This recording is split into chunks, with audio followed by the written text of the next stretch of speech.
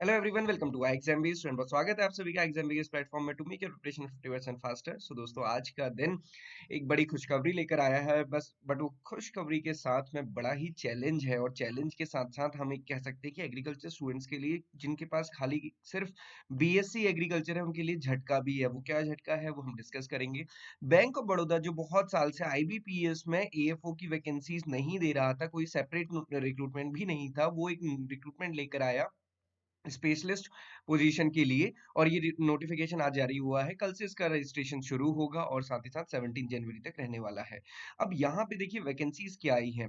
एक सबसे पहले देख लेते हैं, जो भी एलिजिबिलिटी वगैरह है वो सारी 1 दिसंबर 2024 के अकॉर्डिंग होंगी। मतलब इस दिन तक आपके पास डिग्री, मार्कशीट, सब कुछ आपका होना चाहिए। ओके, अब आप यहाँ पे देखिए, एग्रीकल्चर मार्केटिंग ऑफिसर जिसकी 150 वैकेंसीज आई हैं। एज यहाँ पे 24 से 34 की गई है। 21-22 ईयर वाले एलिजिबल नहीं है और वो हो भी नहीं पाएंगे। क्यों?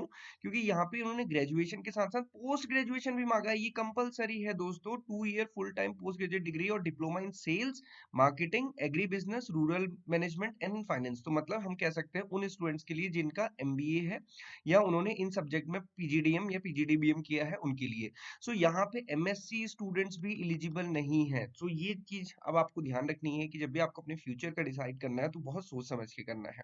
देन उसके बाद यहाँ पे एक्सपीरियंस भी मांगा है। मिनिमम 2 ईयर का experience in sales activities in agriculture lending for banking and NBFC sector. अब देखो, सेल्स का एक्सपीरियंस वो भी केवल एग्रीकल्चर लैंडिंग में, चाहे एनबीएफसी में हो चाहे बैंकिंग में, वो चलेगा। तो ये बहुत स्पेसिफिक हम कह सकते हैं कि डिमांड यहाँ पे है। और ये मुझे लगता है जहां तक इसमें बहुत ज्यादा स्टूडेंट्स अप्लाई हो पाएंगे, वो हो पाएंगे जो एमबीए करने के बाद प्राइवेट बैंक में है या चाहे गवर्नमेंट बैंक में है, वो इसके लिए एलिजिबल होंगे। गवर्नमेंट बैंक वाले तो डेफिनेटली नहीं जाएंगे, बट प्राइवेट बैंक वाले। देन एग्रीकल्चर मार्केटिंग मैनेजर में आप देखिए, ये स्केल 2 की वैकेंसी है। 50 वैकेंसीज यहाँ पे है। 26 to 36 इसमें एज लिमिट दी गई है। यहाँ पे भी ग्रेजुएशन इन एनी डिसिप्लिन।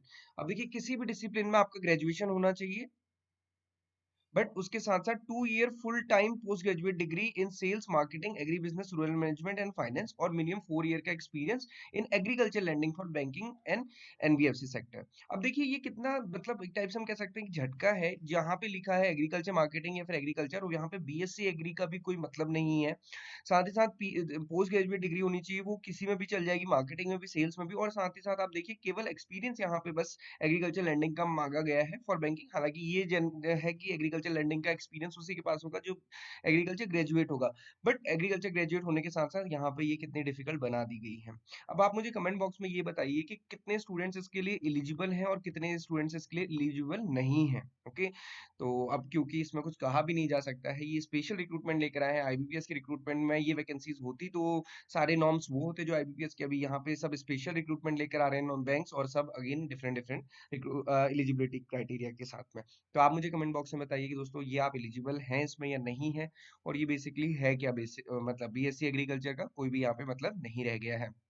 अब देखिए, मैनेजर सेल्स में रिटेल लाइबिलिटीज, ये 450 वैकेंसीज हैं। यहाँ पे भी क्या है, यहाँ पे तो ग्रेजुएट कोई भी चलेगा, बट 3 ईयर का experience again in the sales and marketing in the banking and financial institution. Similarly credit में देखिए, क्रेडिट मैनेजर, मैनेजर रिलेशनशिप, इन सभी में मतलब इससे बेटर तो ये है कि बीएससी एग्रीकल्चर करके एग्रीकल्चर फील्ड ऑफिसर वाली जॉब को टारगेट करने से बेटर तो अब मुझे ये लगता है कि जो जनरल रिक्रूटमेंट है वो टारगेट करना बेटर है। क्योंकि यहाँ पे वो वाले वैकेंसीज भी ज्यादा हैं, और वो रेगुलर वैकेंसीज भी हैं ना। इतने टाइम बाद आया एग्रीकल्चर मार्केटिंग ऑफिसर, देख के जो यहाँ पे खुशी मिली थी, वो दुख उतना ही बड़ा हुआ जब यहाँ पे एजुकेशनल क्वालिफिकेशन और पोस्ट क्वालिफिकेशन एक्सपीरियंस इन्होंने मांगा है। स्केल 1 में मिनिमम 2 ईयर का एक्सपीरियंस जो आईबीपीएस नहीं मांग रहा है, वो स्पेशलाइज रिक्रूटमेंट में मांगा गया है। तो ये एक बहुत बड़ा चैलेंज यहाँ पे देखने को मिला है। ओके, सो इसके अलावा तो बाकी टेक वगैरह से रिलेटेड है। आइए इसके बारे में और चीजें देख लेते हैं, क्या क्या इंपॉर्टेंट है यहाँ पे और क्या नहीं है। वैकेंसी हम कह सकते हैं कैटेगरी वाइज यहाँ पे नीचे मेंशन की गई है।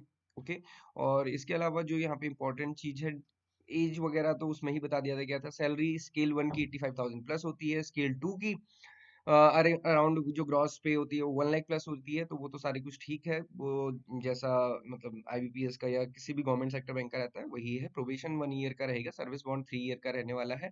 एलिजिबिलिटी क्राइटेरिया हमने डिस्कस कर ही लिया है। एग्जामिनेशन का पैटर्न देख लेते हैं। एग्जामिनेशन में आप देखिए ऑनलाइन टेस्ट होगा पहले, फिर साइकोमेट्रिक टेस्ट होगा, सिंगल ही एग्जाम है, फिर साइकोमेट्रिक टेस्ट होगा और उसके बाद जीडीपीआई जो भी होना होगा वो होगा। और जो यहाँ पे ऑनलाइन टेस्ट है उसमें देखिए रीजनिंग है, इंग्लिश है, क्वांट्स है और प्रोफेशनल नॉलेज है। सो प्रोफेशनल नॉलेज 75 है। अब यहाँ पे आप देखिए एलिजिबिलिटी में ग्रेजुएट इन एनी डिसिप्लिन लिखा है। हो सकता है कि बैंक ऑफ बड़ौदा इसको थोड़ा सा चेंज कर दे बीएससी इन एग्रीकल्चर में आगे, बट बीएससी एग्रीकल्चर के साथ साथ वो जो पोस्ट ग्रेजुएशन वाली है वो शर्त काफी डिफिकल्ट है, उसको हटाना चाहिए मेरे हिसाब से तो। बट अब अगेन क्योंकि ये स्पेशल रिक्रूटमेंट है तो कुछ कहा नहीं जा सकता। और यहाँ पे देखेंगे आप 225 मार्क्स का है। मेन वेटेज प्रोफेशनल नॉलेज का ही है। अब जब वहाँ पे B graduate in any discipline लिखा है तो प्रोफेशनल नॉलेज में क्या होगा, ये एक बड़ा क्वेश्चन आ जाता है सामने, क्योंकि वहाँ पे एग्रीकल्चर से रिलेटेड तो कोई भी डिग्री नहीं है। तो प्रोफेशनल नॉलेज में क्या आएगा, ये अगेन एक बड़ा क्वेश्चन यहाँ पे है। सो ये आप देखिए और आप बताइएगा कि आपका क्या रिएक्शन है इसको देखते हुए। बाकी तो नॉर्मल इंफॉर्मेशन जो हर नोटिफिकेशन में रहती है वो है। यहाँ पे आप देख सकते हैं रोल्स एंड रिस्पॉन्सिबिलिटी, वो सारी रोल्स एंड रिस्पॉन्सिबिलिटी दी हैं जो ऑलरेडी कोई भी ईएफओ करता है एग्रीकल्चर मार्केटिंग मैनेजर के लिए भी। सो ये था बैंक ऑफ बड़ौदा के बारे में। बैंक ऑफ बड़ौदा हम कह सकते हैं कि हमेशा ही एक पॉजिटिव फील लेके तो नहीं आता है, क्योंकि आईबीपीएस में कभी वैकेंसीज देखने को नहीं मिलती हैं।